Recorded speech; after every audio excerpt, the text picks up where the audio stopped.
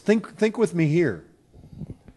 Did Joseph have enough authority in that house to probably not have to be with her in that house by himself?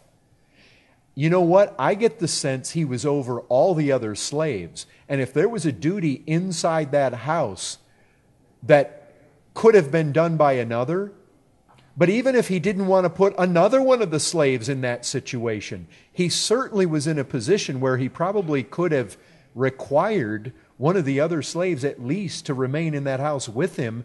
Because look, he was not ignorant. This didn't happen in one day. She was throwing herself at him day after day.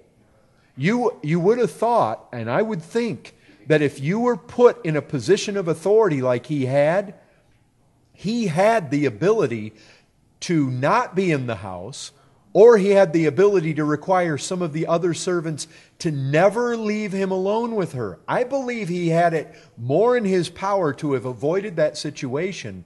Now, maybe out of ignorance, but look, how ignorant can you be when some woman is saying, "Lie with me"? That's not even being discreet, folks. That's laying it all out on the table. You are not in the dark about what her intentions are. And if you fear doing that kind of sin against God, look, when you come to the New Testament, flee fornication. And I think if we're honest, he did not flee fornication to the extent that he should have. Now, I know when it came right down to it and she grabbed hold of him, he fled and he didn't do it. But the fact is, he certainly gave cause for accusation to be brought against him. And I'll tell you, as a pastor, and I think as a Christian man as well, not just as a pastor, we need to be very careful. Because I'll tell you what, there's a devil out there looking to bring accusation against you. And even if you get into a situation where you flee and avoid the actual sin, if a wicked woman decides, young man, to bring a charge against you, even if it's false, it can stick enough to tarnish your reputation so that you have to suffer the consequences of it just like he did. I think you need to be very careful. We need to be very, very careful. Allowing yourself to be alone. And I'll tell you this, when we have a women's grace house, and we've got women coming in off the streets that are then immersing themselves in the activities of this church, you men better be careful. Because women that are coming in off the streets, not all of them, but many of them, they're prostitutes, they're chronic liars, they're drug addicts, and I'm just saying how it is. You know this. You don't want to get in a position where one of them can bring an accusation because they needed a ride somewhere and you gave them one without anybody else there. Don't put yourself in the place Joseph did. Now, you're asking for trouble. And even if you are resolute enough, but I'll tell you what, there are true Christians that do not have the resolve Joseph had. And probably if you knew how beautiful Potiphar was, you would know that there was more temptation in this whole thing than meets the eye.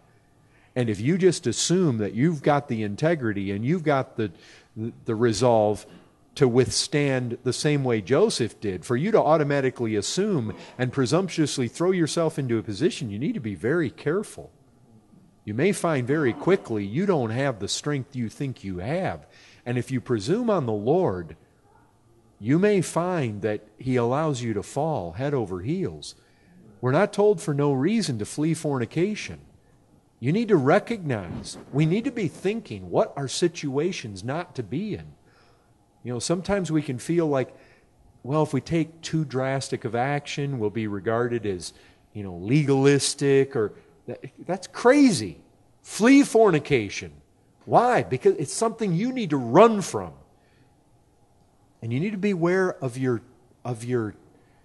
reputation. Having a reputation as a Christian man or a Christian woman is important. You can destroy your reputation just by an accusation, even if there isn't foundation to it. If you allow yourself to get put in a situation where an accusation can be made, where it's your word against hers, and you say, well, why would a woman do that? For the same kind of reason that Potiphar did it. And when you have a devil prowling about to seek to devour people, and can I tell you something? Men, you fall into sin, and you may think, well, God can forgive it, and undoubtedly He can. But I'll tell you this, if you think that you can play with sin and not bear the consequences of it for the rest of your life, you're crazy. You can fall into such sin that will rule you out of certain ministry for the rest of your life. You can fall into certain sin where even though God will forgive you, the church will forgive you, it is a blot on you for the rest of your life. You can fall into sin and you can still go on and be used like David was. But David bore the consequences of his sexual sin till his dying day. It cost him his children. It cost him dearly. Don't think you can play with this fire and not get burned. It'll burn you and leave scars for the rest of your life. And believe me, God has an arsenal of ways to burn you. If you decide that you think, even as a Christian, you can play with it. You got to watch out. Look, there's no substitute for purity. Don't tarnish your reputation.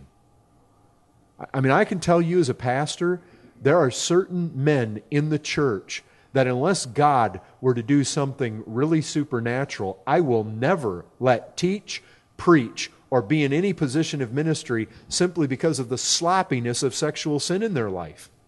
I will not do it. You say never? Probably never. Why? Because there's standards. Look, you can fall into sin and still be a Christian. You fall into it too much. Fornicators and adulterers don't inherit the kingdom of heaven. You better watch out. But there's degrees you can fall into and still be forgiven. But it destroys your testimony. And all it takes is once. Be careful. I caution you, be careful.